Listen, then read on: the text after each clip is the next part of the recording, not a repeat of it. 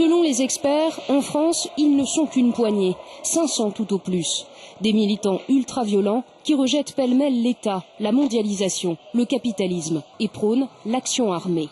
En avril dernier, lors de cette manifestation de soutien aux sans-papiers, plusieurs d'entre eux s'étaient violemment affrontés au service d'ordre de la Ligue communiste révolutionnaire.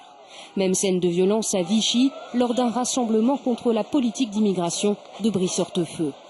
Point commun entre ces activistes, l'adhésion à la philosophie marxiste, mais ils rejettent l'extrême gauche d'un José Bové ou d'un Olivier Besancenot. Cette ultra-gauche rejette l'extrême gauche institutionnelle en considérant que cette extrême gauche institutionnelle est embourgeoisée. Le phénomène important, c'est le rajeunissement de cette mouvance et c'est le fait que les gens qui aujourd'hui sont les acteurs de ce courant violent sont des gens jeunes.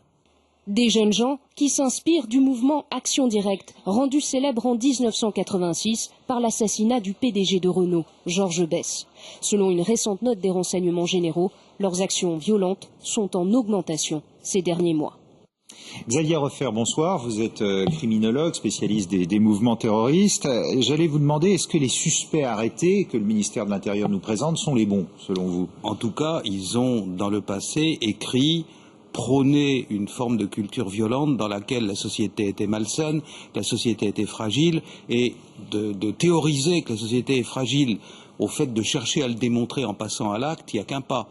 Donc, en tout cas, ils sont dans la petite liste des gens qui sont suspects en pareil cas. Qui sont-ils, ces anarchistes? On vient d'avoir quelques éléments de réponse. On dit qu'ils sont plus faciles à débusquer parce que, ils ont un idéal, donc ils écrivent, ils communiquent, ils parlent.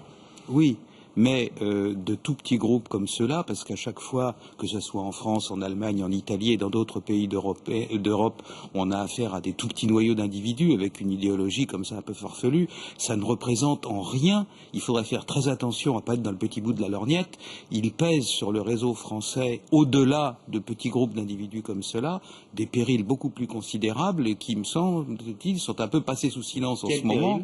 Eh bien, par exemple, on a sécurisé depuis 2001, de manière considérable, après les attentats du 11 septembre, le réseau de transport aérien.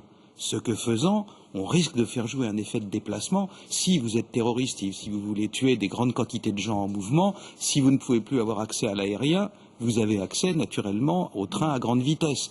Quand vous tapez d'une manière ou d'une autre, quand vous faites un sabotage ou un attentat contre un TGV, vous tuez aussi des centaines de personnes. Ils peuvent se rabattre vers le train. Voilà, l'effet de déplacement. Et deuxièmement, vous avez, et là on a déjà eu un cas de passage à l'acte, avec des groupes crapuleux qui veulent se servir du réseau ferré, qui par sa nature même est fragile, pour faire du chantage. Vous parlez d'AZF, voilà. Il y a quelques années, avec des bombes retrouvées sur les rails et des demandes de rançon importantes de plusieurs milliers d'euros. Exactement. Millions d'euros. N'oublions pas que le groupe en question a été mis hors d'état de nuire dans la mesure où on leur a pas donné d'argent, donc ils n'ont pas réitéré, mais ils ne sont toujours pas identifiés et toujours pas arrêtés. Et puis troisièmement, vous avez des gens qui sont hostiles à la société, effectivement dans la mouvance anarchiste, très différente de l'extrême gauche traditionnelle à la Guillet ou à la Besancenot, et qui, eux, pensent que la société étant mauvaise et la société étant fragile, il faut le démontrer, par exemple, en bloquant ces systèmes de transport.